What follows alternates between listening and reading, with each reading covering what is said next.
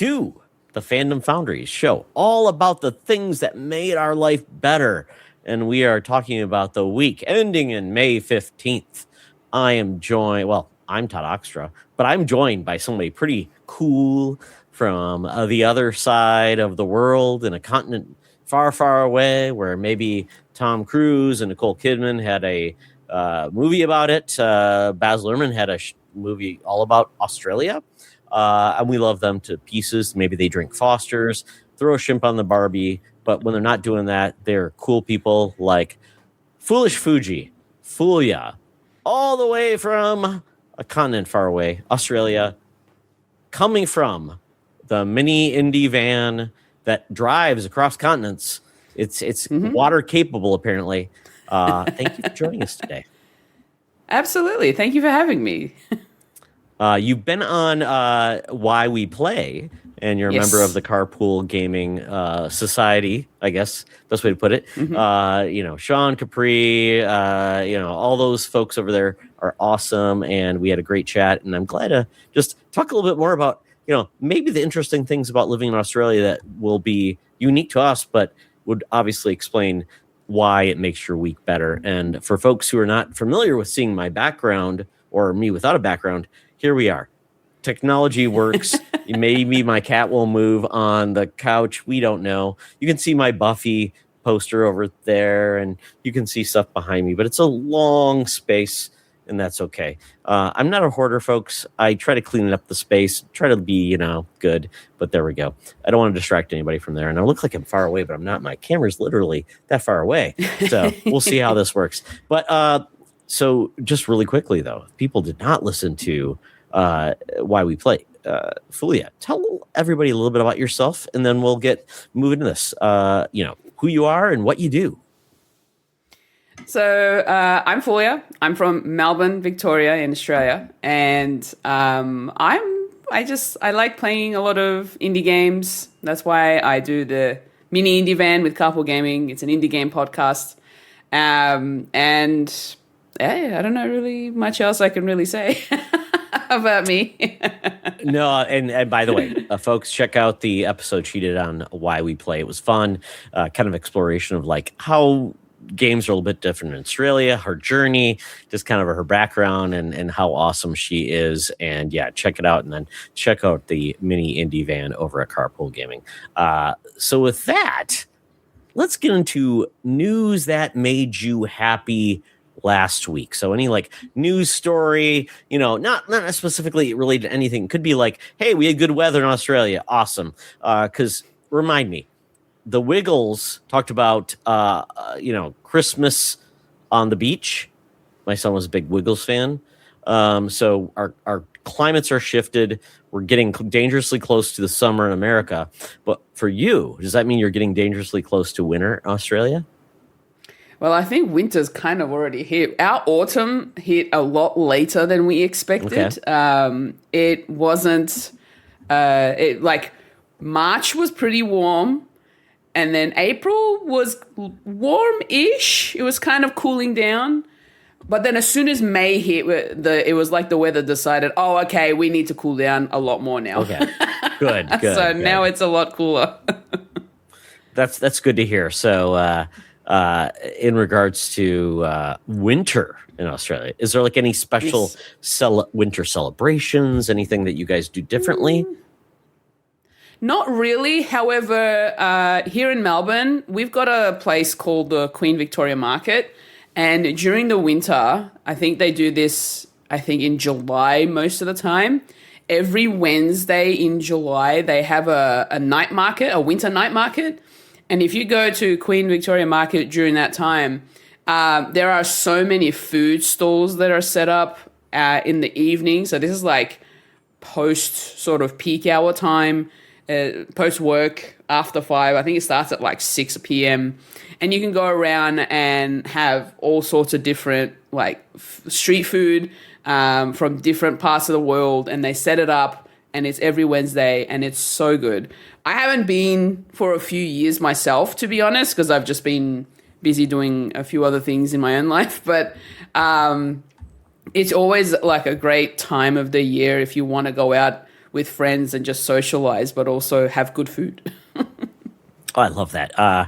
Food trucks is a big thing here, but we have a lot of especially winter Christmas festival markets. We have some amazing food here, and Minnesota's highly Norwegian and Scandinavian related, so we get some really interesting things here.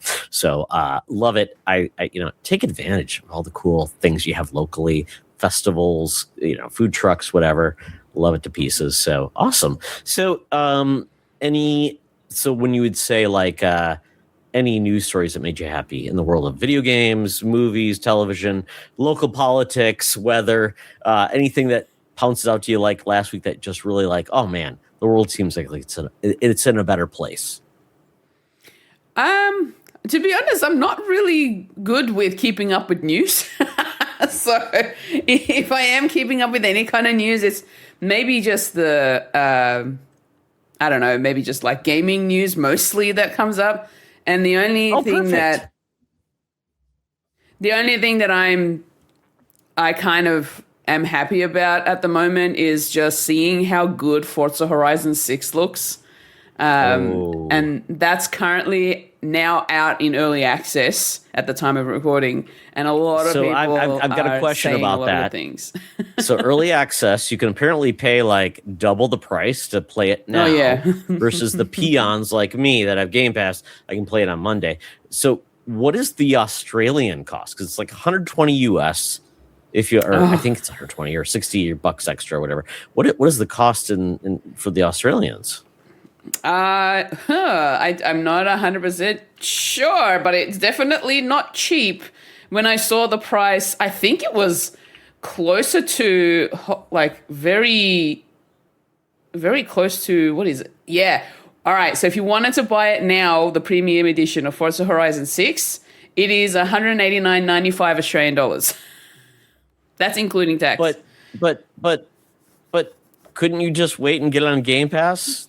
And not pay that money? Or you can pay that money to play it now. Oh my God. It just makes me feel like the FOMO of that. It just makes me feel, I know you're getting more than just they're calling it a bundle. So there is more to just the game itself. They've added in a lot of other things into it, but it's still a lot of money to play it, 4 or 5 days early?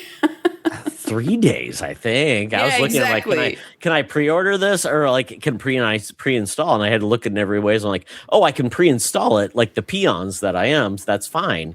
I'm okay with that. But I'm like, wow, that's just amazing. But I mean, you know what? Yeah. It's the reviews I've seen that game is getting. It's amazing. I totally get it. I am a racing idiot, though, when it comes to games. I'm I struggle even with Mario Kart. That tells you how bad I am. I just want to play Destruction Derby or just Cruisin' USA version of the Forza. So for me, it's I get it. It's an awesome game, but it's lost on me. But it's in Japan. Yeah. So I'm going to dip in. I pre-installed it, so it's going to happen on Monday for me. But do you have a car of choice though if you're going to play Forza? I don't normally. It's one of those type of games where I would just jump in and see if I can find anything that looks good. I am one of those type of people who will go for the really luxury kind of speedster cars. Ooh. Like a Ferrari or a Lamborghini, or I'll just go for the sporty looking fast cars most of the time. Not a Civic hatchback or anything like that. No. Wow. Not really. You're no. Fancy. Oh, yeah, okay. But it's only because I know I will never be able to drive a car like that in real life. So I thought this is the closest I'm going to get to driving those kind of cars. So that is the chance that I have, and that's why I usually go for those. But that doesn't mean that I won't go out of my way to try all sorts of other cars that come up, because there are some interesting cars in Forza Horizon, and so many that I had never even heard of. So that's kind of the reason why I like the idea of jumping into Forza Horizon 6 because we're in Japan, and so there's going to be a lot of new Japanese cars that I've never seen before. So, not to mention just the actual layout of it all, the actual map. You're seeing Japan kind of firsthand in a way. It looks gorgeous.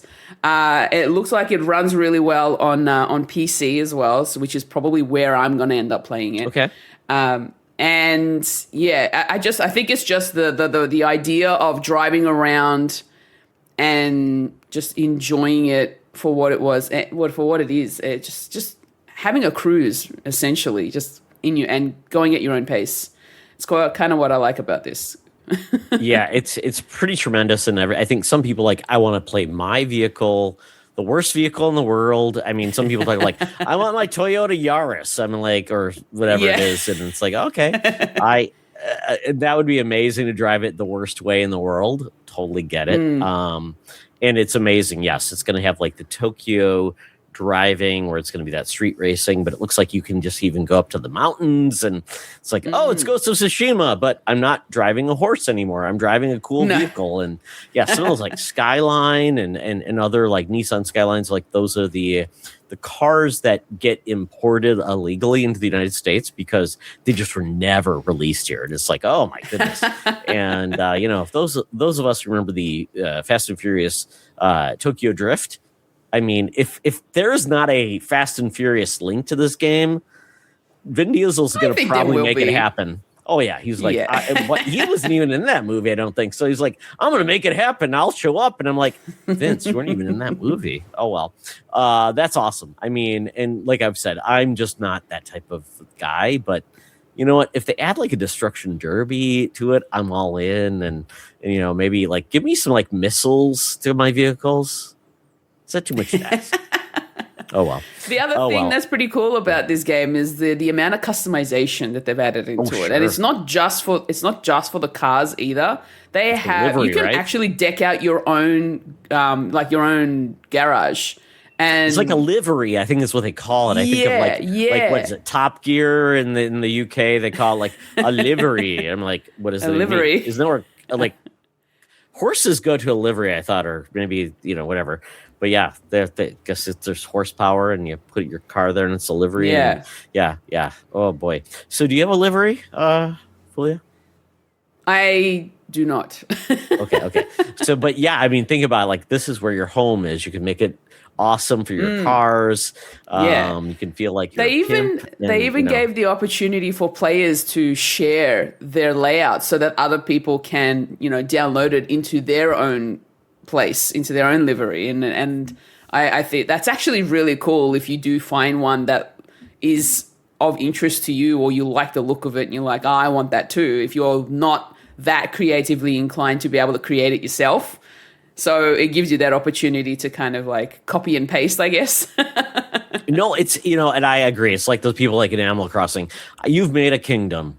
Can I just duplicate that, please? Because I don't have time, energy, or creativity. So thank you for your efforts. I appreciate you. Man, just imagine people can still make cool stuff without AI. Imagine that. Isn't that great? Imagine that. Oh my goodness. I love that. Yes. Forza Horizon 6 available now on early access. It just the simple price of 60 extra bucks. Even if you can get it for free on Game Pass. So enjoy. Or apparently 120 extra bucks. I don't know how much the base game is. So this money just doesn't make sense to me anymore. I'm still subscribing to GameFly in the US, and that's the thing. So you know what? Living the life, playing the games I love to play, however you want to play it. So Fulia, when I mentioned football, what does that mean to you? Probably not the football you're thinking of. Well, I want to hear what the football you think of, and then we'll go from there. Football for me is AFL, Australian rules football, and or more rugby, or are we talking not rugby? No, completely different from rugby. So footy, footy ball. Footy. I played it myself. Yes. I played till my sophomore year in high school in soccer. I was so bad they said don't come back from your sophomore, your junior. So I'm like, okay, but I had a great time. I tried, and I even coached my son's team. Had a great time. Love soccer, football, whatever you want to call it. But when we talk about American football, which is also Canadian football, because they actually play the game too, but we try to invade other countries with our football, and apparently we're going to Australia eventually. We'll see how that goes. But one of the fun things they do is every team, when the NFL announces their schedule, they have made it like this national event now. And it's awesome to see what the teams do. So I'm going to share this because this is just so dumb. I love to pieces. Apparently, they've decided that the LA Chargers released their schedule in Halo. How does this happen? In Halo? I don't know. In Halo. So watch this. So this is their schedule. I don't know. I've never watched this. I said I heard this. It's going to be awesome. So there we go. Apparently, we're getting in real time. We're going to select their missions, and it's going to be in by week of who they're playing. So apparently they did this in the Infinite Engine. Apparently, I don't even know. So here we go. Week 1, they're playing the Cardinals. So they actually made all of the Spartans in the colors of the football teams, and he just took them down. Look at that! Oh my God, isn't that crazy? This is week 2. My gosh. They're playing the Raiders. All right, look at that. And they're doing this crazy stuff. They're killing everybody. Apparently, his armor's smoking, and there's the grunts. Yeah, this is what they're doing. Isn't this crazy? Don't know. Be a bunch of gamers making this. The Buffalo Bills, week 3. Here we go. But this isn't where it stopped. This is crazy. So, have you heard of a little show called The Simpsons? Yes. Check this out. The Simpsons. Check this out. Okay, I screwed it up. Wait, I gotta pull it back here. Now I'll share it. Yes, the Indianapolis Colts debuted their schedule as The Simpsons. How dumb is this? And I love it to pieces. And there we go. Oh my gosh. So we'll see how they do this. I don't know. Let's see. I'm sure they're going to. Okay, here we go. Bart's writing about NFL stuff on the board. I just want to see how they do the schedule. How is it going to be? They're going to announce it. Oh my goodness. I Without love a this. win in Jacksonville. I don't know how they got the Simpsons to partner with Indianapolis Colts. I love this. That's it's hilarious. not even my team, but I mean, so where are they going to show the schedule? Okay, Homer's probably going to sit on the couch. He's going to turn on the TV and imagine that's where he's going to go. The Simpsons have a team though called the Isotopes. Oh, and they have the Indianapolis Colts on the couch. On the couch. Isn't that great? And he's he's fawning. Oh, here it is. Here's the schedule on the TV. Oh, week 1 versus the Ravens, of course. The Ravens from the Halloween special. So there we go. So, but you know what? I applaud them. I love when people are just creative. They do something fun. When I looked at the Vikings, and that's my team, apparently it involved wrestling for some reason. I don't understand it. Okay. A little disappointing for myself. Oh, well, that's okay. But that's my news story of the week because it's just so damn fun. It's football. It doesn't matter. My team has not won a Super Bowl or the championship, as you would call it. Since they're belonging, my dad passed away before they won. So we have a beer here locally that's called One Before I Die. And I am 51. I've got 20 years, 30 years maybe. One Before I Die. Come on, let's make it happen, folks. There you go. Not to get pessimistic. So posting to you, your team. What's your team in regards to sports? My team. Okay, I don't really follow a lot of the sports here in Australia. Even football, Australian football. So I don't like soccer. So I don't bother with the soccer. AFL is a lot different. I used to have a team and then I fell off of it years ago, especially when I used to work there. And I thought, okay. I'm done. So you don't. So ultimately, I can't even mention something like that would be for you. That's okay. But how about your? But family? I do have. Do they have a team? I do have a team in the NHL, but then unfortunately they're not in the playoffs. wait. You have a team in the NHL? Yes. Okay. How did this I follow happen? the NHL a little bit? Yeah. How did this happen? I used to play ice hockey. That's amazing. At my school, my college, we had an amazing hockey team for females, and then in Minnesota, we have the new NHL, or the Women's Hockey League, and the Frost won the first championship, and they're actually in the playoffs now. So there you go. That's awesome. You can adopt you can adopt the Frost. There you go. Well, who's your team in the NHL? This is going to sound really weird because there's not very many people here, at least in Australia, that actually supports this team. But I am a Columbus Blue Jackets fan. Oh my goodness, that's amazing. I love the fact that Ohio is getting some representation from Australia. Now, I will tell you that we do a fantasy football podcast, and we have a Canadian. And the team that he has picked has been the New York Jets, one of the worst teams in American football ever. So you know what? I appreciate you finding the underdog to love, because apparently all the teams I like never win anything either. So I like that. But they're new. They're the Blue Jackets. Yeah, they're pretty decently new. I How did you pick them? 15 years. Look, it was when I first started playing ice hockey, I thought I need to pick a team. So I just started watching like random matches here and there just to see which ones I liked the most. And at the time, the Blue Jackets were killing it. They had like I think it was like a 13 win streak during the season. And their goalie was insane. He was so cool. And so, yeah, I've just been a Jackets fan since then. I haven't really watched too much NHL because it's it's not as accessible here in Australia. Really? In Australia, where there's so much ice and hockey rink to enjoy? But I think in the last year or so, Disney Plus has added ESPN to their subscription service, and they've got NHL there. So now I have the opportunity to watch some more NHL that way. So that's amazing. I grew up in Michigan, so the Red Wings, one of the original 6 teams, always really good. And then I moved to Minnesota about 20 some odd years ago, so I've adopted the Minnesota Wild. They just got eliminated. Kind of sad by the evil Colorado Avalanche. No one can like them. They are strong this year. Oh, they are very Did you see strong. what they did to one of our players? The butt of the stick. He does it right in the face, right there. We said, "Oh yeah," and they're like, "Does that even happen?" It happened to us, and the player did not get So you know what? But you know what? I'm all in. I'm a big turncoat fan. I'm excited to get behind somebody else. So the Montreal Canadiens probably is the right one to get. They're Frenchmen up in Canada. They haven't won in a long time. But you know what? Maybe it's the Carolina Hurricanes, who are 8-0 in the playoffs, which makes me happy. But I hate the fact that a team in the Deep South has a hockey team. But that's like saying I'm mad because people in Australia play hockey. So I can't be that guy. Oh, well. So let's move on. So this is, you know what? Hockey, we salute you. Skates, I grew up on a lake in Michigan, which is ice. It happens.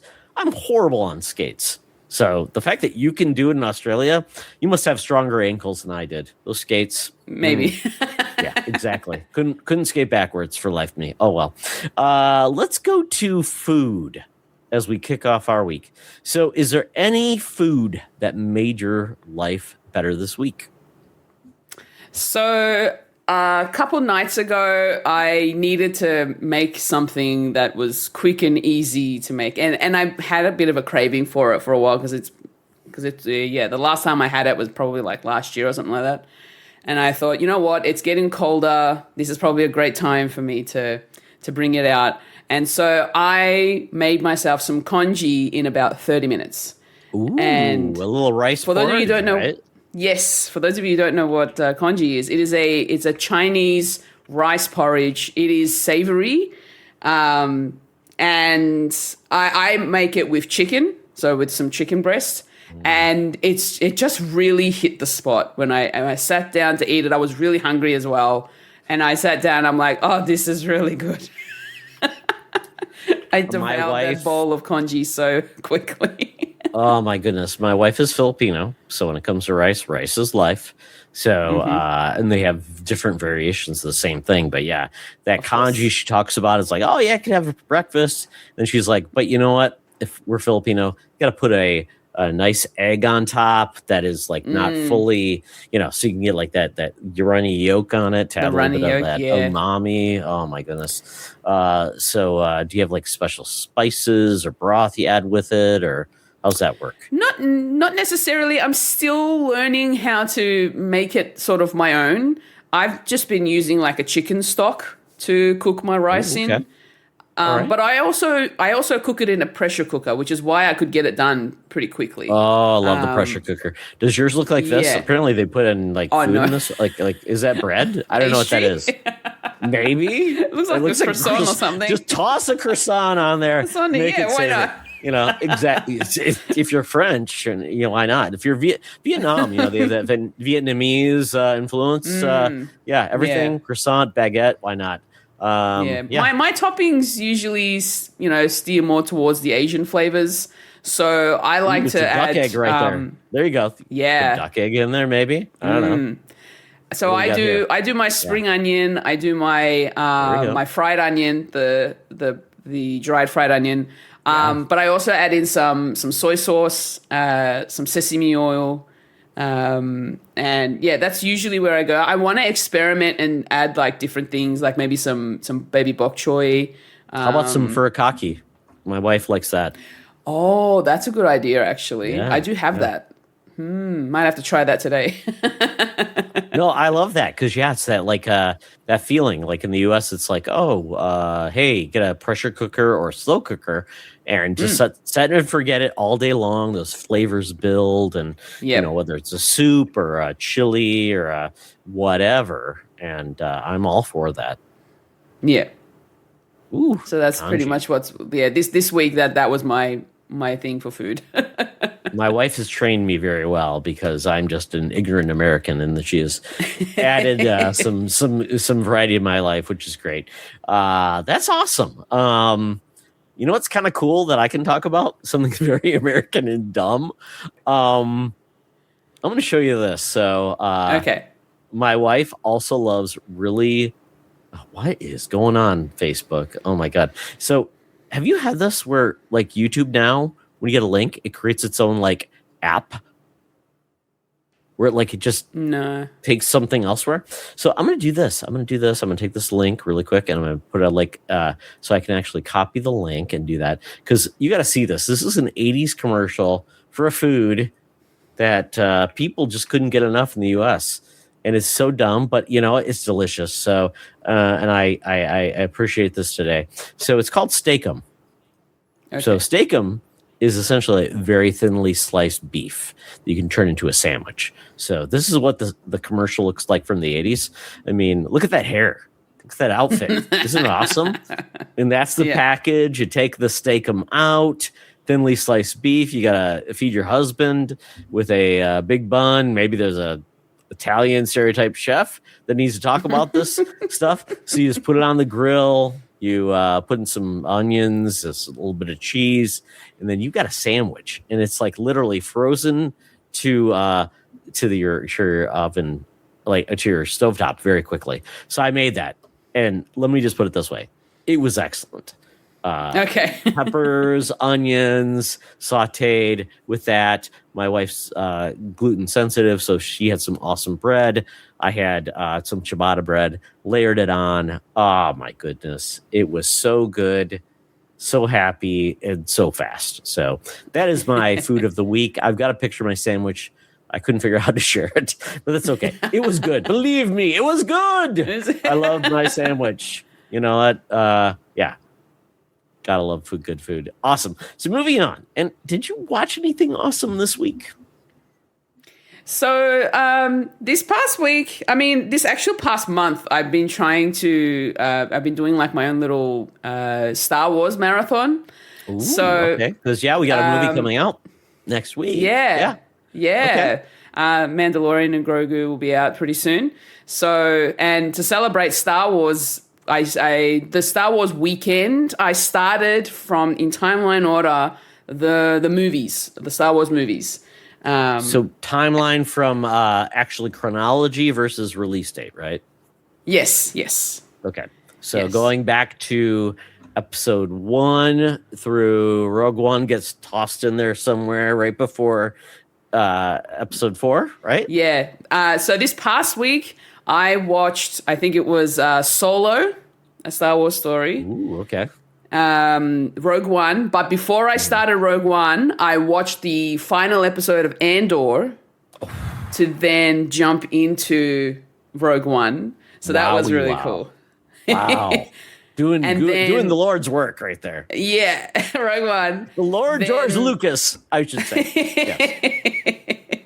Then I went into the original trilogy. So A New Hope and Empire Strikes Back are the two that I've watched so far.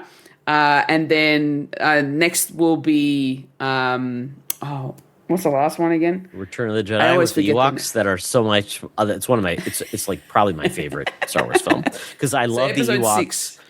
And I tell you, that opening where Luke shows up at Jabba's palace, and that whole thing on the barge. I mean, it's my favorite opening in a Star Wars film. I love it to pieces. It's so perfect. Yeah. So that's why, that's pretty much what I've been watching in terms of movies. I've just been doing very Star Wars this particular week. Oh, yeah. But it's perfect, right? Because Mandalorian Grogu essentially is that layer of Return of the Jedi to what was the first movie? Force Awakens, right? It's in that era. It's in the middle, yes. Shows within there. So you're safe because when you start layering on the TV shows, it has a lot of complexity. And it's like, where does it land? Where's it at? And so, So what was your first Star Wars movie that you actually watched yourself? So my first Star Wars movie was Episode 1, the prequels. Because that was my era. That was when growing up. That's when I learned about Star Wars. How old were you when you watched it? I was probably in my teens. About maybe 13 or 14, something like that. So it was around there. So this was This was pod racing and maybe podcasting. Yes. Yippee! Yeah, that's where I first learned about Star Wars. That's where I first got into Star Wars. And then eventually, once I watched through the prequels, at some point in my teens, I did end up watching through the rest of them. So like the original trilogy. At the time, it was only 1 to 6. Oh, it's amazing. My son is 20 years old. He just finished his sophomore year at college or university, as people in Australia, because apparently there's a university. Yes, he goes to university, but we say college for some reason. I don't know why. But I started him off. I'm like, hey, let's just start from the beginning. We'll go from there. And he was very young when we watched him. Like, he's like, Dad, I like the old. He called them the old ones, which would be like the prequels first. I like those better. They look cooler. So I'm like, oh, it hurt my heart. But, and then he just doesn't even care about Star Wars now. But it's like, you know what? It's okay. It's okay. It's fine. And fun fact, my mom was the person who ruined episode 7 to a lot of people in the theater, because as we were walking out, she says, because she's 80 years old now, but back then she was like, I can't believe Han Solo died. Oh, like, Mom, they're gonna kill you. Have you met a Star Wars fan? They're evil. They will kill you. Yes. So there we go. That's so funny. She's a lovely lady, but you know what? She doesn't bearing it. She's not a geek at heart. She loves everything. So that's good to hear. I love hearing that. And I'm eventually, eventually by the end of the month, hopefully I'll have watched the rest of the movies. I've already seen the shows, the Star Wars shows. I've seen them all of them. The only one I haven't seen that's actually part of the timeline that I didn't even know that it was canon is called Star Wars Resistance. And it's an animated show. No one regards that thing at all very well. Disney Plus thinks it's canon, so I'm going to jump into it. Wow, isn't that good to feel like you have to be held accountable for like not great stuff?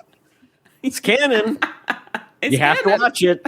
It's your responsibility as a Star Wars fan, apparently. Well, all I can say is we went to Disney, we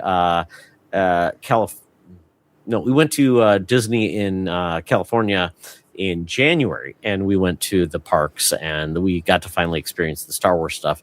Really cool, really amazing, really. And then now they've actually brought back. Apparently, they're bringing back like the original trilogy characters. So like you may get to actually say hi to Luke, give him a high five.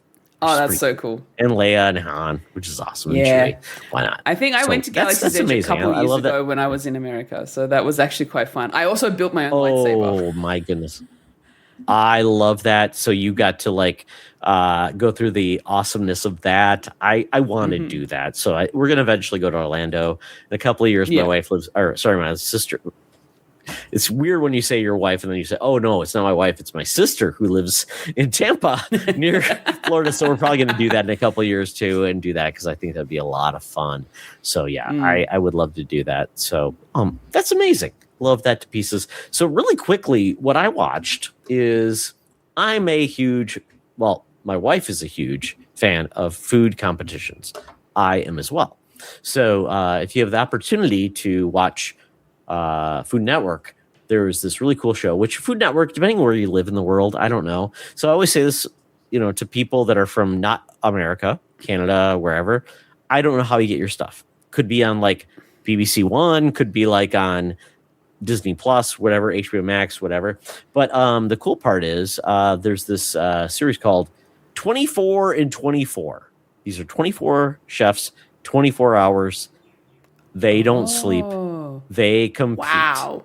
And it's amazing. And these chefs are amazing. They're from all over the world. And they do competitions, even just like how do your knife skills, things like that.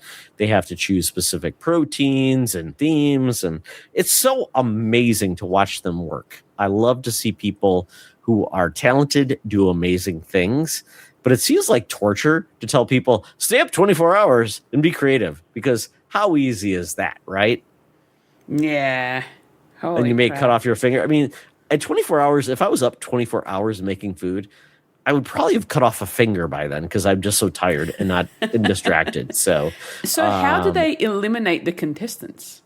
So it's typically it's great because my wife and I are snobs when it comes to food competitions. We don't love people's stories. We don't like their sob stories. We don't like, oh my goodness, or we don't like bias. We're like, oh, I feel for this thing. So it's all turned into like blind judging. You just judge on the food, which I think is completely fair. Although I get frustrated when people that had challenges being like, oh, they got like 25 less minutes to cook. I think that should be called out. Like, oh, by the way, this dish had this problem. But taking away the personalities, I think, is important. So they typically will do like challenges like, oh, it's the first round. It's going to be, you have to do a protein dish and then you chose chicken or something like that. They'll have different things like that. And then they'll bring in a different judge every hour or whatever the round is. So they'll basically not have it so where a judge is getting tired, his palate's getting coated with something else. And so you typically get like 6 or 7 episodes that encompasses the 24 hours. So it makes it fair. And sometimes you have teamwork. Sometimes you have like individual competitions. So it's very entertaining. But yeah, you'll get like one person. I think the first round, they eliminated like half the chefs. So it was like getting into it's going to be difficult. Or you could choose as a chef to be like, I'm going to take the easier path, which means less unique ingredients, things like that. But you're going to have like less people eliminated, but you have more opportunities to fail going forward. The other people had it more difficult. They had an opportunity to, like, if you succeed, you're going to get, like, you don't have to play in the next round. So there's a lot of gamemanship, and there's person that, like, if they win, like, the golden knife, which allows them, because they had the best dish, they get to choose kind of like who's going to compete against who, maybe their dishes. So there's some really unique, like, advantages, which are like, oh, wow, that's unfair. Like, they had like 6 ingredients for one round, and like the first person had to pick one ingredient, and their person had to pick the other. Was like cream de menthe plus like all these horrible ingredients, and you have to make like a dessert or something like that. So I really enjoyed the gamesmanship and the creativity of these chefs, considering some of them are against really hard challenges and they still deliver amazing food. Yeah. And I love food. Okay. So yeah. That's awesome. I'm a big foodie as well. I've also been watching MasterChef Australia. So MasterChef has started up here in Australia. I love all of the different variations. And we get challenged because my wife wants to watch all of the versions. So she wants to see like every region's episodes, and even Canada, we want to see like their versions of like what's the show? America's it was like a British baking competition. We love that show. It's so good. Oh yes, the Great British Bake Off. Yes, and then there's like a Canadian version, but you can't get that version here. It's like, what is this? What are we? Not in a democracy? Well, apparently not within the world of streaming. Oh well. But we love cooking shows. I watch a lot of it, and I get challenged. My wife is like, maybe we should do more. So, you know what, folks? Experiment, enjoy cooking. We've got a 20-year-old son. We're trying to challenge him to actually cook for himself versus just take out. So there you go. Or take away, as they would say. In broader areas, as they say, takeaway. Yes, I love that term. So with that, we're going to take a little break, Fulia. I'm going to pause. All right, it's time for the segment that's I call potpourri, maybe. Music, books, and hobbies. So I'll just kick it off for the kids. So very fun times that I have gotten into vinyl. So one of the things that's interesting with vinyl is I like really weird like soundtracks and things like that. So I found this at my local record store. It's called Sgt. Pepper's Lonely Hearts Club Band. So like, Todd, that's not an odd album because it's the Beatles, right? Well, no, this is the movie soundtrack. You're like, a movie of Sgt. Pepper's Lonely Hearts Club Band? Well, if you open it, you're like, who are all these interesting people in this album? Well, let me just tell you. Apparently, somebody got the rights to make this movie. And it wasn't the Beatles saying, go ahead and make this movie. So I'm going to just show you a little bit of this trailer because this is, as a kid, I remember seeing this on TV. I didn't have cable, but this thing showed up and I'm like, what is this movie? What is this thing that makes no sense but had like music I had heard before because it's like, oh, it's the Beatles, right? And my mom was no help. And I'm like, okay, well, if that's a thing, what is this? No one told me, so I had to look this up. So Sgt. Pepper's Lonely Hearts Club Band is a movie based on the album. Apparently they got the Bee Gees and Peter Frampton to be in this movie, sing the songs. They also included George Burns, the old guy who is like famous for being old. There he is. They had Steve Martin playing a role, Frank Zappa singing a song, and I just couldn't figure this out. I'm like, what is this? This doesn't make any sense. So the fact that I was at the record store and I saw that actually I could buy this album for $7.50 made me very happy, but it just is a bit of a conundrum in the fact that it's the Beatles music going out in a very weird way, very odd, like Aerosmith sings Come Together in a very weird video. Alice Cooper has a song in this, and the Bee Gees and Peter Frampton, very 70s, and it makes no sense. So I don't know what else to say about this, but the fact that odd things happened in the world of music and movies in the 70s were just that was just normal for everybody. So I guess I could put it this way. The best way to put it for people of a certain age, it's like the Spice Girls making a movie. And they did, called Spice World. They did, exactly. And what was the point? Nobody knows. I don't even know if it was like all music, what they did. And apparently there was a character named Pregnant Spice. Was that right? I don't know. Maybe not. I don't know. I don't know. No. I did watch Spice World back in the day, and it's essentially just them and their world tour, I think it is, but you get like some dialogue from the Spice Girls, and it's just some silly fun, I think. It's like what the Beatles used to do with a lot of their like concert, like there was the other movies that are like that. Where, but now it's like everybody has concert films that are like big business, like Taylor Swift and BTS. They do that, so I totally get it. So it is a different era, and I appreciate that. So there we go. Music, movies, everything's a little bit different. But my real news in the world of music is the fact that my son finished his sophomore year in college. He is going to be a music major. He loves music. And because of that, for some reason, he had said, Dad, hey, can you take us to Vegas and see Bruno Mars in the residency? It's only $600 per ticket. And you just need to fly out there, get a hotel room. Like, that sounds like a lot of money to do it. Well, Bruno Mars is on a world tour, and he's in Minneapolis right now. So his concert was available. I bought tickets, and we saw Bruno Mars on Wednesday, the same day he's finished his exams. It was amazing. But I would say what was not amazing is our seats. We were in US Bank Stadium, 45,000 people in there. We were 6 seats from the very top of the stadium. Nosebleeds. I thought when I looked down, I'm like, I have vertigo. I thought I could fall down and die. But it was an amazing concert from a performance standpoint. The acoustics sucked. I'm like, there's way too much bass. It was hard to hear, and I felt bad, but they were amazing. They had Anderson .Paak, who is part of Silk Sonic, who performs with them. He has an alter ego named DJ Pee-wee. And he was like the opening act. He was so funny. He like played all this old tunes and would dance around and shoot like t-shirts in the crowd. And then there was a R&B artist who was new. Apparently he was on Victorious, that show on Nickelodeon show. And he was an actor in that, but he became a musician. So he performed very good, but kind of brought the energy down from like DJ Pee-wee to like go into Bruno Mars.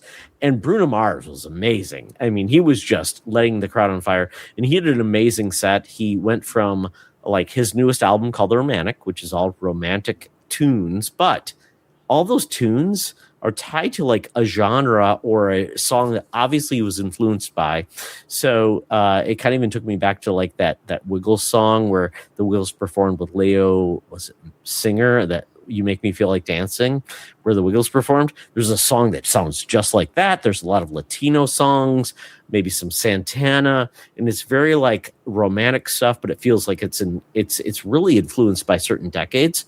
And then Anderson .Paak came back, did the Silk Sonic era in like a weird like DJ like UFO where he shows up and then he just appears, and they do this Silk Sonic catalog. And then my son was so excited because it's his favorite, one of his favorite things ever. And then we got into like the Bruno Mars pop era, which was great too. So we got like all the songs you expected. It's great.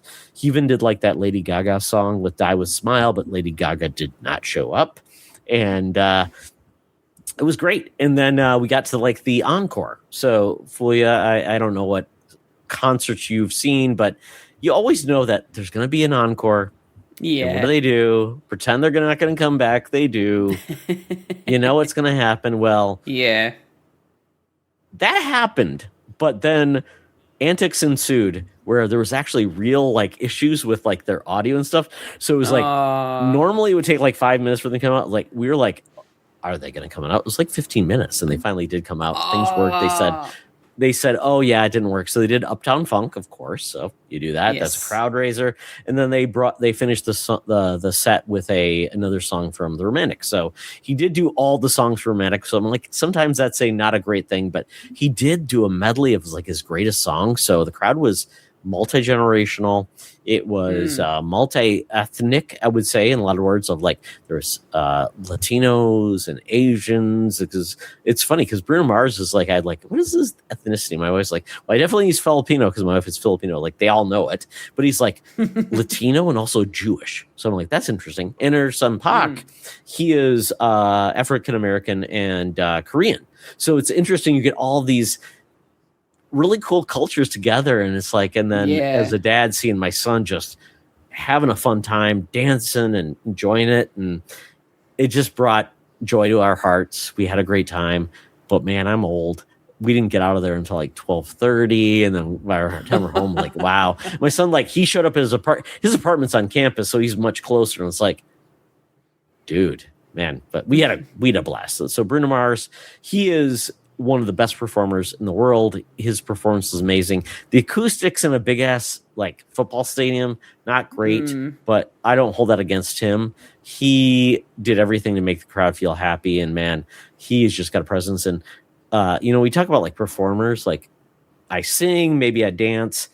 He sung, dance. He got all of his musicians that were playing trumpets and everything in their like dance mode and still performing. So I give him his kudos. He didn't lip sync. So there you go. So that's good. my love of music coming through. So excited for that. So let's move on to games you played. You know what? I played Mixtape. Haven't played more of it. I am still playing Pragmata. I finished Invincible Versus. I don't have much else to talk about. So is there anything you want to highlight in the world of games? Oh, well, I've actually played, I've never usually played this many games before, but now I've actually have been playing quite a bit of games lately. I'm going to sort of start off with probably my most recent game that I played and finished in one sitting, and that was Mixtape. I actually really enjoyed playing that game. I know there's a lot of controversy about the game. And a lot of controversy. That's where I'm like, is it because it's like maybe not considered a game? Is that what it is? Look, it's still a game. You're still controlling your character. You're still doing things in there. There are mini games in the game itself. But it's one of those kind of games where it's like an interactive movie, I guess, if that's what you want to call it. But it's still really, really good. I love the animation style. It looks very sort of stop motion-y. They have a lot of flashbacks. And it's a coming of age story with teenagers from high school. And so I really enjoyed playing through this game. I really did. And the story of these characters are very relatable. And I was able to relate to a lot of the things that happened in this particular game. The fact that they have this little tight-knit little social friendship group.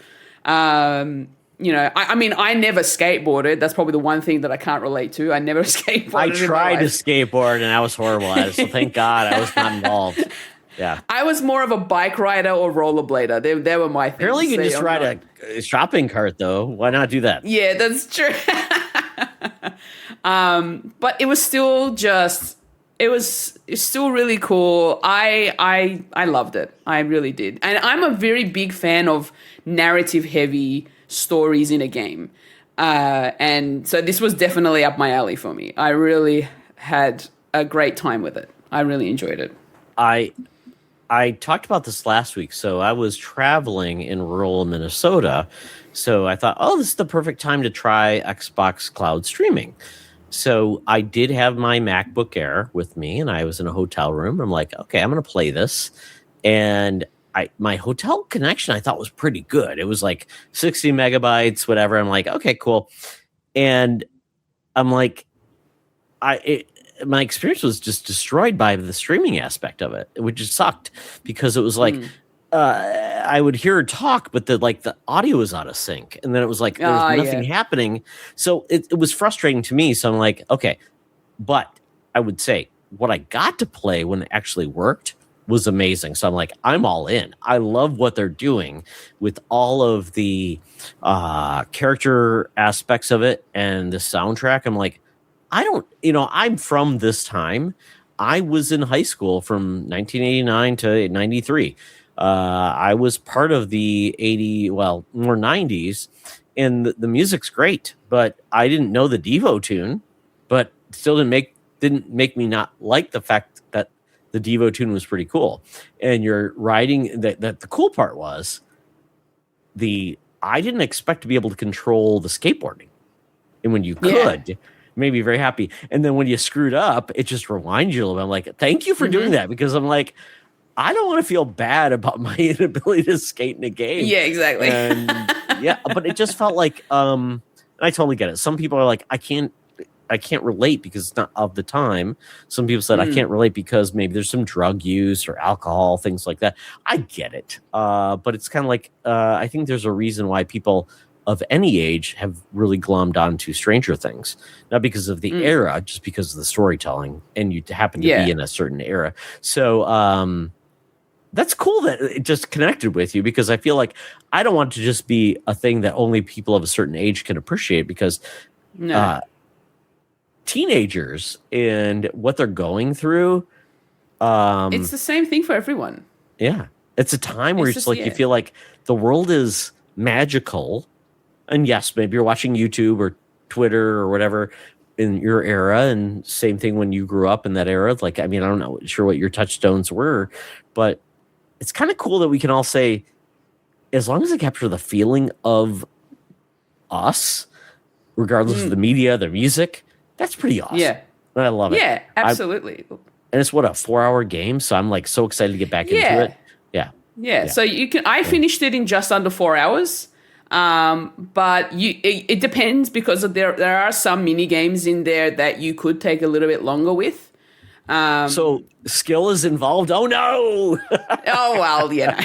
Oh really. Well, yeah. When I say longer, I mean more a case of how long you want to spend on that mini game, not necessarily it requires skill. But that's never a bad thing if you really enjoy playing it. Hey, I'll stick around. Yeah. There's a I don't know if this is going to be spoilers or anything, but there's like a pond where you stop in one of the chapters and you're skipping rocks. And the thing with that game is you're skipping rocks, but you're hitting things that are in the lake. And I spent a good half an hour in there just trying to hit things with the rock. So real question. I've skipped rocks. I grew up on a lake. I will say, so much of that is reliant on the rock you pick, and you're kind of where you're. How are your rock skipping skills in real life, Julia? I've probably only done it when I was a kid. I never I'm not next to anything that has a lake, so I'm very much in suburbia. So I haven't really skipped many rocks in my time. Well, you know what? I appreciate that, because I've skipped a lot of rocks, and it's not easy. So you don't feel like, even if you got a lake available, it's dependent on many factors: the rock, your actual throw, and how much space you got. So you know what? Yeah. But you know what? Next time you're near a body of water, skip a rock. Okay, I will try. Well, you've got a couple. You're surrounded by an ocean, literally on multiple sides. Well, get close to that ocean and skip a rock, Fulia. Come on. You're just making excuses if you don't. Enjoy that big body of water around your condo. What am I saying? Oh well. But yeah, mixtape. The other thing I will say, because it's Star Wars month, for the first time I've jumped into Star Wars Jedi Fallen Order. And what? Yes, This is my first time playing it, and I never really thought that I would actually enjoy it, but it's been in my backlog for a few years now because I bought it physically, and then I thought, you know what, this month is the time I need to start playing this game, and I'm really enjoying it. I'm having fun being a Jedi, having adventures, fighting stormtroopers and enemies that I come across in my path. The monsters in this game is, I had to bump it down to easy mode because it was getting so difficult. I remember the monsters. Is there a Rancor in this one, or is it? I remember there was a frog in the first one. So there's a giant spider, and I hate it. Oh, because where you're climbing up, right? In Kashyyyk, especially. Oh, yeah. That's a tough one. And they just pop out right in front of you. And I've had so many jump scares playing this game because of that particular monster. So do you have a specific, anti-spider issue? Well, I'm not... I don't have a phobia. I just really dislike them. Because they look creepy. And I just... And when they put them in... flies and things.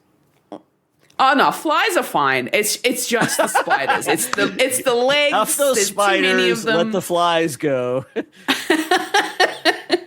Yeah, spiders have never caused a national plague, but those flies, though, Fulia, come on.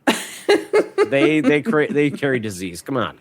Oh gosh, but yeah, no. Jedi Fallen Order has been quite an adventure. I feel like I'm halfway. I think I've played quite a bit of it already so far in terms of its story.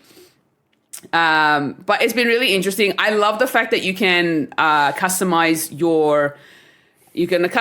the ship. You can customize your BD-1. You can also have different types of ponchos for Cal Kestis, but you can also customize your lightsaber. And what's cool is I found materials and parts for the lightsaber that kind of looks similar to the one I built at Galaxy's Edge. Oh, that's amazing. I love that there's that synergy. Yeah, so I've been trying to make it look similar in terms of color, in terms of like the patterns and whatever that's similar to the one I built. And that's got me kind of excited. But I've gotten to the point where I can now wield a dual-ended lightsaber, which is actually really fun. And BD-1's awesome. He's a cute little droid. I love that game series. The second game, I have such a crush on one of the characters, and I just want her to be a big part of the series going forward, and I love it. And you know, the witches. What is it? The witches of I'm blanking. The Inquisitors. Yes, they're the witches that are part of the series elsewhere. That I'm glad they've incorporated into the Jedi series. So you're so. Have you not played the other game, the newer game? No, this is my first time jumping into it. And I love the fact that it's canon to the Star Wars lore. Cal Kestis, a lot of people want him to show up. And I'm like, yes, I'm all in on Cal Kestis showing up. Why not? Yeah. It's amazing. Yeah, he's great. Yeah. Love that whole series. So I've been enjoying that. Awesome. Well, very cool. I love the deep dive, and you're only on the cusp of more awesome Star Wars stuff because the next Star Wars game is amazing. I've heard Star Wars Squadrons is fun. I'm just not a flight guy with vehicles. I'm not very good at it. Would you be interested in the new one that's coming out, which is Galactic Racer? The pod racing one? No, not so well. I mean, like Forrest people tell me Forrest coming out like unless I'm shooting like people with things or just doing goofy stuff. I'm just not into racing of any sort. Fair enough. I need to be traveling to do something specific. That's when I bike. Okay. I bike because I'm getting to a place, not because I enjoy the purpose of that. So, but I totally get it. Yeah. That's just not me, but that's okay. There's something for everybody. So with that, we get into wild cards. Any collectibles or events that you wanted to call out? Events that I want to call out. Well, Summer Games Fest is not too far away. I mean, we're talking like June 7th, I think is the date. Sort of the week of June, I think it's like 5th or 6th. It's gonna start.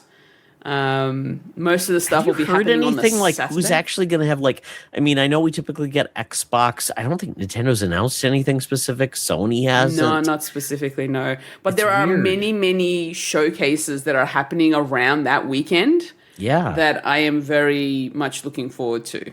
So there's Summer Games Fest. I am too. I love all of the news. Sometimes it feels like too much. And it does feel like, the E3 of old times is a little bit of a, can it happen anymore? I don't know. But I mean, it is the time when the industry comes together. I'm so excited for anybody who can go to SGF. I get excited for them because they come back and I don't know where, is Carpool Gaming, is anybody actually showing up from that team at No, unfortunately SGF? we're not. No. Okay. Yeah, No. and I know I've got friends over at XCP who's going, the PlayStation Trophy Room with Joe Moran, they're going as well. So I'm excited for them. I mean, very excited. So Yeah. and I just want to enjoy all the cool games and kind of like feel like we're part of the fun. Back in the day, absolutely. I remember where Xbox would like actually like, oh, we're gonna rent a theater where you could come and actually watch the event live. So I did that a couple of times with my friends.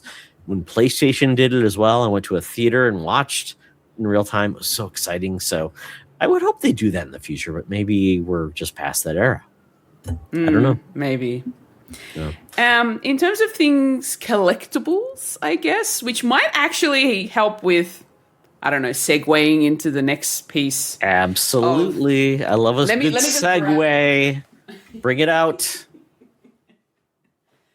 I went to the movies last week to watch something completely different to what this is. Last what was the week, movie? I went to see Michael, which was really good, by the way. It was very good. So you're a Michael Jackson fan? I am a Michael Jackson fan. I love his music, and I still do. And yeah, the way that the movie was put together was done really well, very tasteful. It also does touch on a lot of some of the maybe the controversial topics that a lot of people were wanting to hear about. And there's potentially going to be a sequel that might touch on more. So what was so just to place this into the era? So did this start from like the beginning of Michael and the Jackson 5 to a certain era? How was that set? Yeah, so it kind of started when he was a kid. So they start off with him as a young child with his brothers as the Jackson 5, and his dad like managing them, coordinating them, getting them to do everything and practice. To up until the point of his, I think his it ends on the Bad World Tour. Okay. It gets to that point. Like 1989, I think, around that era. Yeah. But we don't get to see too much of that. We get to see just previous to that, and then the last, I know spoilers, but like we know what his life was. Yeah. The Bad World Tour kind of ends, but he's going out onto stage to do the first concert or whatever. Okay. And then it sort of ends. So I'm going to get next question. Did they cover the Pepsi commercial where his hair burned? Yes. Oh my goodness, they do. Yes, okay. They do. Yes. Wow. Because I also had not really known too much about that particular event that happened. So when they did it in the movie, I was actually kind of shocked. I know it's heightened reality, but you sort of think about it, you're like, that would be terrible, you know? Oh yeah. For that to happen to anyone. He was in immense pain and having essentially your scalp burned. I mean, is crazy. Yeah, 3rd degree, like, what was it, like toxic burns? It was terrible. It was, and that just became an era of like him being, unfortunately, not being able to manage the pain, which caused a lot of issues going forward. But so do you feel like, I know there was I think it's the son of Jermaine, who is the person who played Michael. How'd you feel about Jackson, performances? Yes. Yeah, he did a great job. He did so well for his debut role in a movie. And that's a lot of pressure, right? Yeah, not to mention the fact there's a striking resemblance to his uncle. Striking resemblance. He'd done such a good job, and he actually very much looked the part. He played the role very well. The mannerisms, the behavior, the singing, the dance moves, really good. He'd done a great job. Absolutely. That's great to hear. I mean, I know a lot of people have mixed feelings for Michael, but for me as a kid, I remember that was my first album I ever bought. I played it to pieces. Thriller was just amazing. And I remember not being able to watch that video until my friend actually said, "Hey, I have it on Laserdisc. You want to watch it?" I'm like, Laserdisc? Because I didn't have cable until I was in like junior high. And at that point, I'm like, that was a different era. So I'm like, he was a sensation that I hadn't seen before, and it was just amazing. So regardless of how you feel, it's an amazing experience. So yeah, that's awesome. Very cool. But even though I went to the cinema to watch Michael, they already had merch out for the Mandalorian and Grogu movie. Oh, right? Okay. And so I ended up buying the Mandalorian helmet drink bottle, which is okay. This is where the straw goes in. So wait. How does this work? So how do you fill it up? How does this work? Okay. Show me. So I actually bought it unfilled. I'm like, don't fill it up. I just want to buy the thing. Okay. So how would you fill it up? So this, you can see there's like a bit of a seam here on the top of the. That's the lid, and so you kind of open it up. Okay. The top. Okay. And that's the vessel. Oh, is that rubber? What is that? Rubber? No, it's actually plastic. Oh, but even on the inside? No, in the inside? Yeah, it's plastic. Yeah. It's a plastic drink bottle. So they will fill it with Sorry, you might have to edit this. My headphones just died. That's okay. So they'll add ice and I can't hear anything. 1 second. Oh, okay. Yeah, we'll pause here until we figure out the audio. That's okay. I will pause. So we're I'm excited about this drinking mechanism, and Stitch has joined the party with your headset. So we love that to pieces. So is your intention to show up at Grogu and the Mandalorian with your Mandalorian drink thing and say, fill it up? And just it goes that way? Do you get a discount? How is it going to work? This is literally just going to be a piece that lives on my shelf. Oh. I love practical. I know. You got money left on the shelf. But I might end up putting things in it, like a little safe kind of a thing. I don't know. Because that's what I ended up doing. Did it come with a straw at least? No. What? So it didn't come with a straw. Let's chug it. So I feel like what they would have done, they would have filled it up and would have given me a paper straw, I think is what they would have done. Paper straw lasts 2 seconds and it's dissolved. Yeah. So that's why I'm like, no, it's just going to be, it is not the way. So this is just going to be a decorative piece on my shelf. It's pretty dope though. I mean, I'm a fool for this stuff too, because I will tell you, Masters of the Universe is coming out, and I'm a He-Man fool. So we'll see how that goes for me too. Yeah. And my wife wants a Battle Cat something. It might be the popcorn box that, and I will say this: these popcorn vessels that are coming out, they hold 2 cups, maybe max, of popcorn. It's kind of silly. So, I went to see, when it came out, I went to see the Super Mario Galaxy movie, and the popcorn vessel. I got the Yoshi. I did. How much does it hold?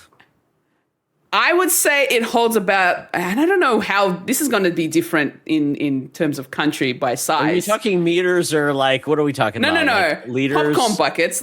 If you go to cinema, we have, I would say a large popcorn, which is probably about, I don't know, that big. And it's kind of hard to describe audibly. Yeah, $20. Something like that. It holds about a large popcorn. Oh. So a decent amount, because it's not just the egg, because the rest of the Yoshi itself is also empty. It's hollow. Oh. So it goes back into his tail.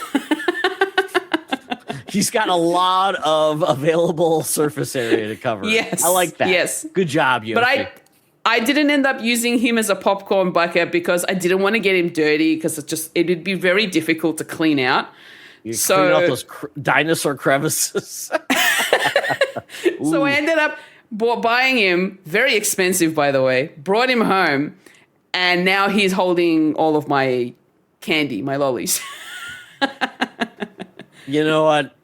That makes me happy. Yoshi has a job to do. Yes, he does. So wait, you have a lolly addiction? Is that what I'm hearing?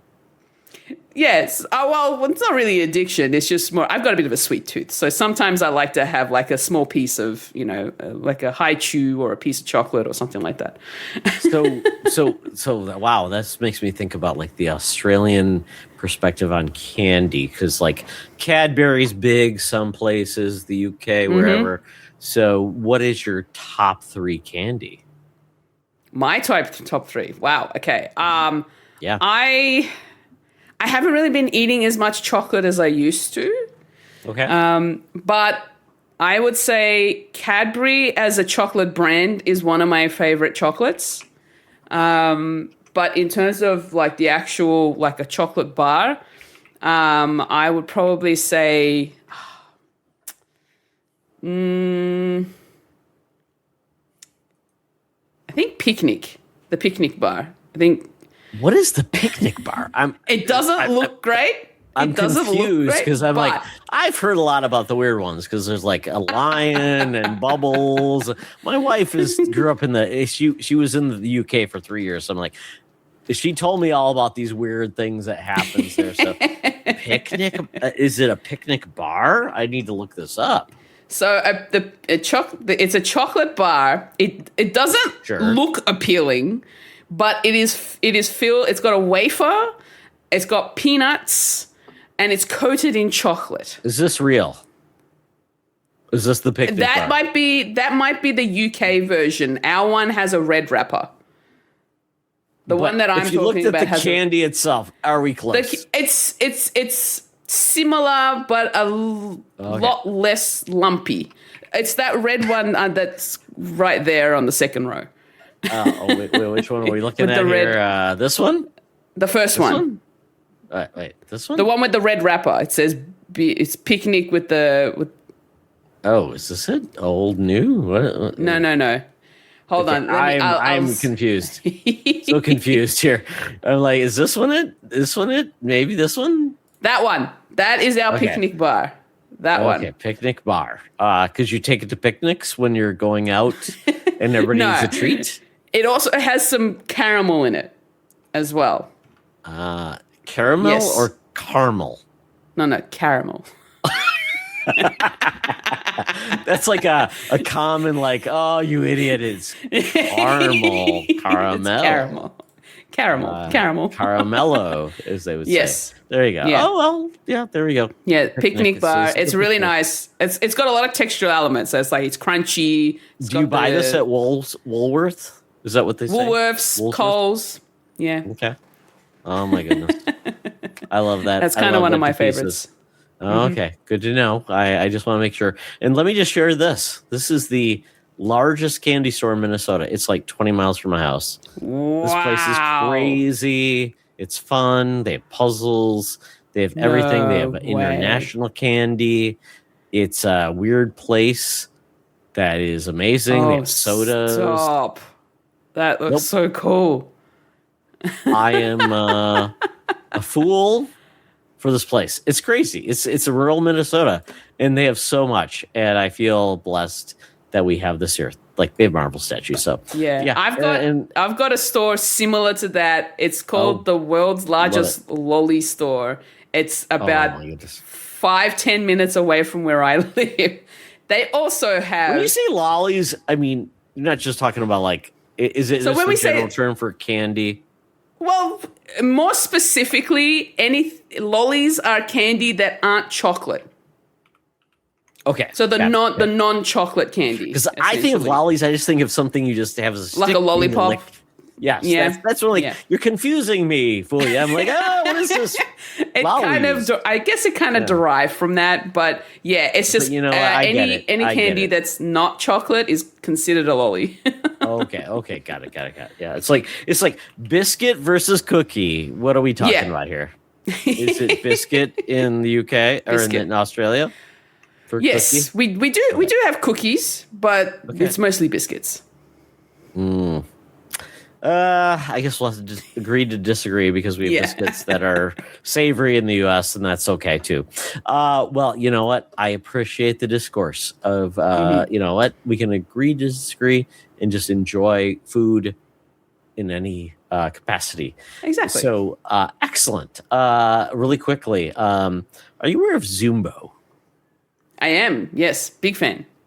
Oh, I love that show so much. I heard like he's got issues with his business, but one of my favorite shows about like making delicious desserts, Zumbo's Factory Just Desserts was on a series. And if there's other series that he made and it's just not available to the Americans, please let me know and tell me how I can find it in ways that might not be available for Americans. He's not.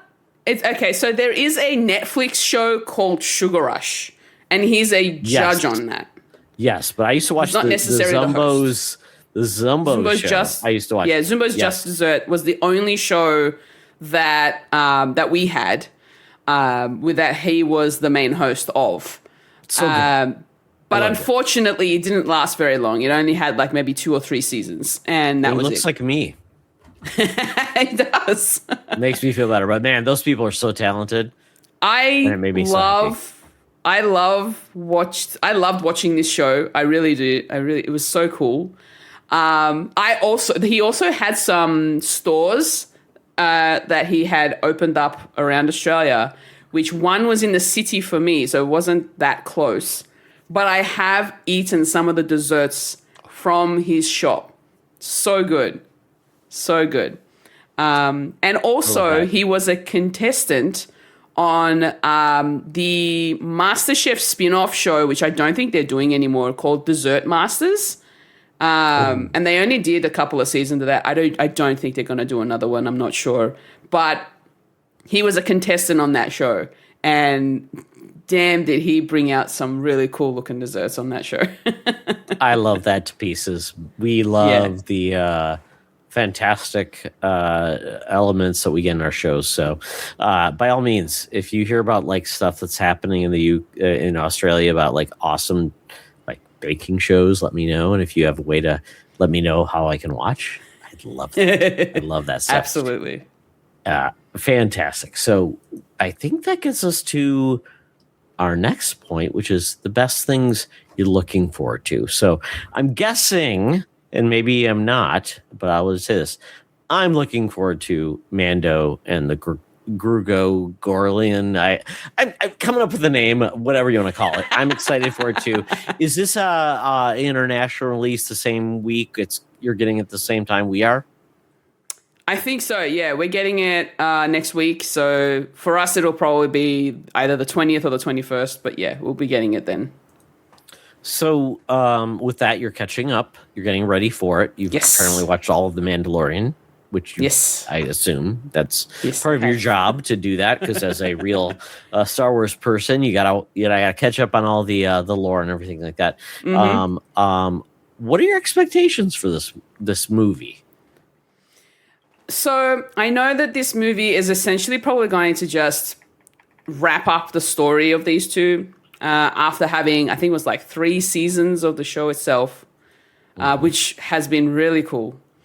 But yeah, I think the fact that they've decided to make it a movie instead of a TV series, like a season of the show, means that they're pretty much getting to the point where they're done with the story of the Mandalorian and Grogu.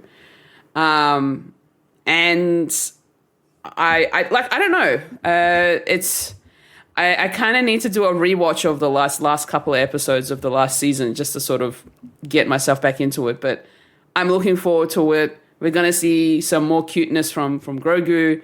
And I'm already seeing a lot of behind the scenes footage of people like going in and checking out the set of the movie and all the different like characters. There's going to be more puppeteering, which is going to be really cool. And yeah, I'm ready because I want to see where these two go with their story. I'm ready for it. I'm so excited when the Mandalorian debuted and his persona and everything came out. I'm like, this feels so good. There's been many versions of a warrior with a child protecting it. Totally get it. And I was like, oh, we want to get more of this. And I'm hoping this like kind of wraps up their story, and the next time we see Grogu, he's not a baby. He is a Jedi Master or something else. I don't want like the what is it? The Groot awkward teenager. I want a Jedi Master and maybe some exploration of like, oh, okay, he is he has learned, he has become something different because he is part of the Mandalorian, but he also has a Force perspective. So I don't want to see him again until he becomes something different. But I hope we get a good story wrapping in, because I feel like this was a great perspective of Star Wars where it's just like it's a unique contained area where it can just be something awesome. And I feel like that's where they excelled. So I'm so excited. I hope it's great. And Star Wars needs a win to bring in the fans and really deliver. So with that, anything else that you would say you're excited about next week? In terms of next week, I'm not quite sure if there's anything specific. Look, at this particular moment, it's pretty much just that. It is the Mandalorian and Grogu movie. Very much looking forward to that. And just, hopefully finishing off Star Wars Jedi Fallen Order, and hopefully also being caught up with all the other Star Wars movies that I'm supposed to be caught up with by the time this movie comes out, which I don't think I'm very far off anyway. I think that's pretty much it. Oh, very cool. I watched the first 2 episodes of the Darth Maul series on Disney Plus. I probably want to watch a little bit more of that and go and see where that goes. But yeah, it's going to be a good time. So with that, it's been a great time. It's great that we can actually connect from continent to continent to do this. And I'm so glad that you came back on to talk about all the stuff you're excited about. And I assume and I hope this won't be the last time we do this, to talk about all the cool stuff that you love in the world of nerd, things you're excited about. So with that, we are ending the episode. But before we do, tell people all the awesome places they can follow and check out your cool stuff. So you can find me over at Carpool Gaming on their YouTube channel and Twitch channels, mostly on the YouTube channel because that's where the mini indie van is, on the YouTube, youtube.com/Carpool Gaming. You can also find the mini indie van on your podcast service of choice. It is a monthly indie game podcast, and I usually have a guest or a co-host of some sort with me for every episode, so please go check it out if you're into indie games. You can also find me at fulishfuji.com, where you can find my social links and my links to the content that I create on YouTube and Twitch and some of the other podcasts I do. I love it. I'm so glad we've been able to connect. And as I always say, I want to talk to more people that are doing awesome stuff. So, Fuli, I'll always ask you to say, who would you think that I would love to talk to? That would be have a good time with, and that would be awesome. But in the meantime, I would love to have you back to talk about the awesome stuff you're excited about in the world of just everything that we enjoy. Yeah. And with that, if you want to learn more about what we do here on the Fandom Foundry, I'm out there at Todd Oxtra, at T Oxtra on Instagram and BlueSky, but that's not the important part. We're doing some cool stuff on the Fandom Foundry. We want to talk to creators, makers, and all people that are awesome, doing all the cool stuff that make our lives better. So shows like this, and also we're doing awesome shows like Why We Play, that Fuli has been on, and also the MakerCast, and talking about people that make awesome things. And then we also do a sports component that's kind of in hibernation, but it's going to come back. So if you'd like to be on these shows, let me know. If somebody want somebody to be on the show, let me know. My DMs are open. I'm all about talking to the cool people that are making awesome things. So with that, check out the Fan Foundry on Discord, YouTube. We have a network feed for all of our podcasts, wherever you get them. And with that, we also have a Discord. But you know what? Check out our stuff Let us know if you're interested, and we'll go from there. So with that, Fulia, thank you so much for being an awesome guest. You know what? I kind of tease a lot about your like weird stuff in Australia, but you know what? That's only things that make you better and awesome. And you shared these things, and that makes me very happy in my heart. So with that, thank you so much, folks. Please, you know what? If this wasn't your best week, make next week your best week ever. And with that, you say goodbye and have a great week. Thank you so much.